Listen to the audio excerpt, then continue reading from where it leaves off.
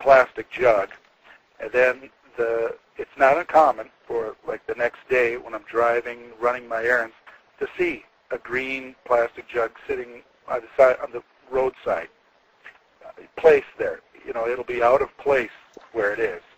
So they're able to, you know, whether it's on a microwave or however they're able to beam these thoughts into your mind. They're able to beam selected dreams and thoughts into your mind for their own twisted purposes. Well, I think that stems from the microwave radiation and the microwave mind control, and many, many victims experience this. I know I experienced this myself, and the dreams are extremely vivid, and it seems like your brain is really racing, and when you wake up in the morning, you are exhausted. But at other times, will speed up my brain frequency if I'm near the microwave, and I can't sleep. It'll wake me up and pop me awake, and I can't go back to sleep.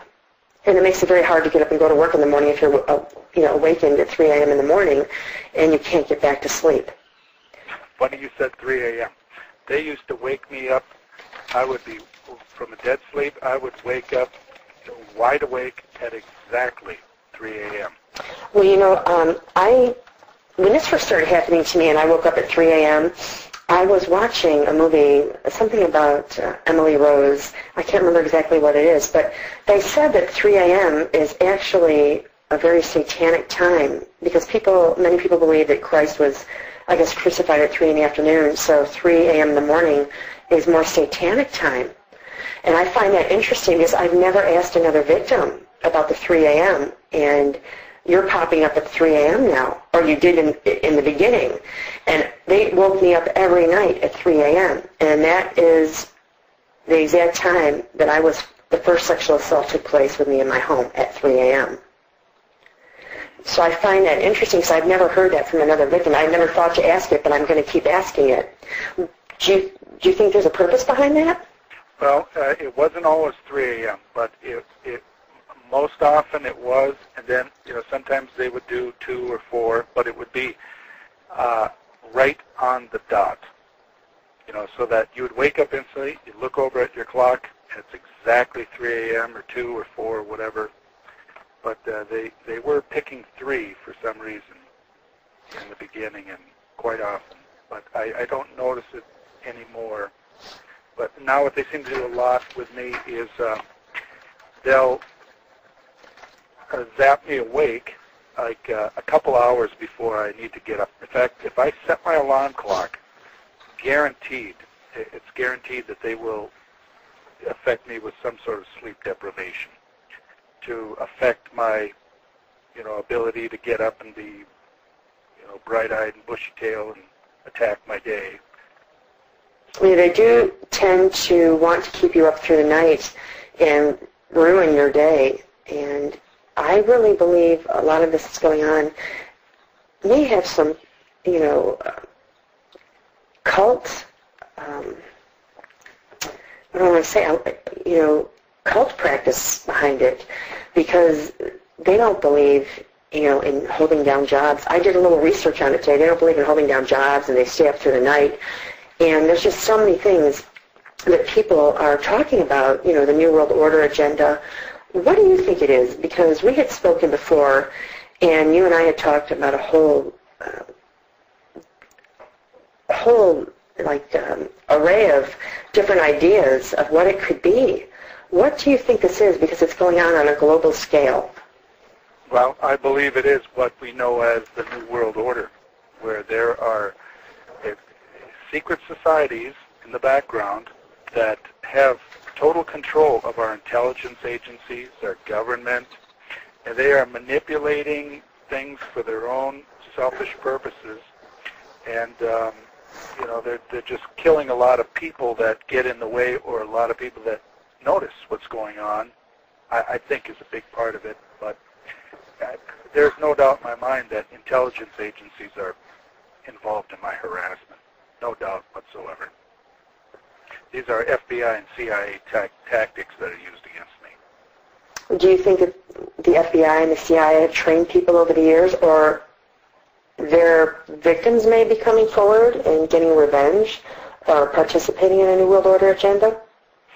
Well, I've been to official websites for I can't think of the names of them offhand, but they're like FBI and state task force, and the FBI can create a multi-jurisdictional task force that'll be comprised of, say, state police, sheriff department, local police, and there will be a group from an Indian reservation and a group from the National Guard.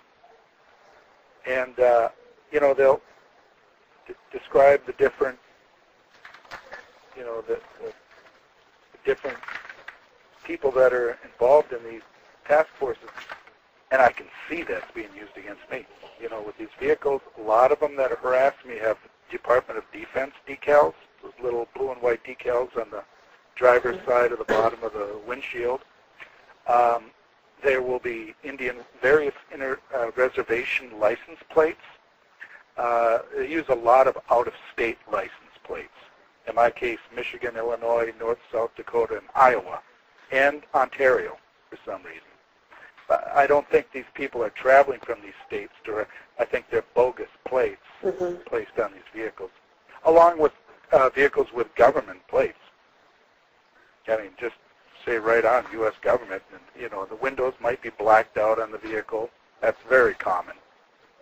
Do you think some that say U.S.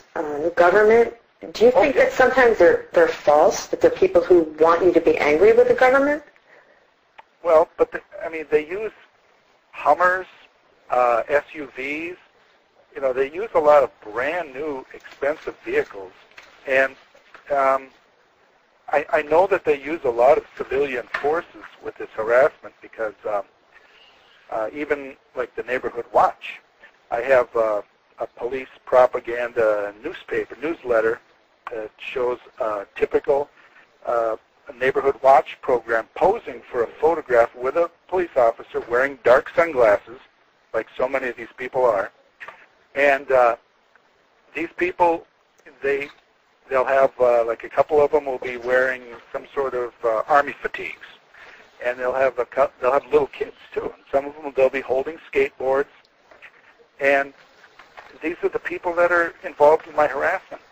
They always have, kids on skateboards, and they'll throw the skateboard down when they come near me, and they'll, to make the noise of it slapping against the sidewalk, and then they'll start skating.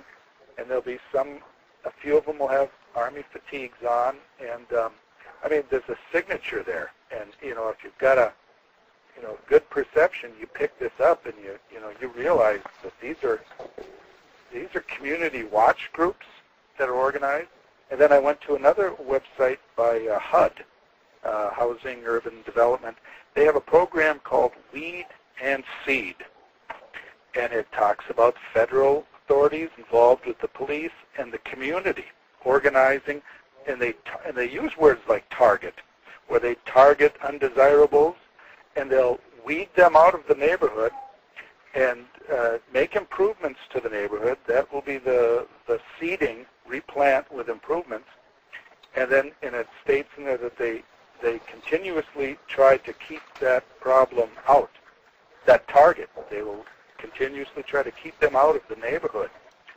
And I can see this being done to me. I've been run out of my home. And, whenever I go back there to do something, they hit me hard.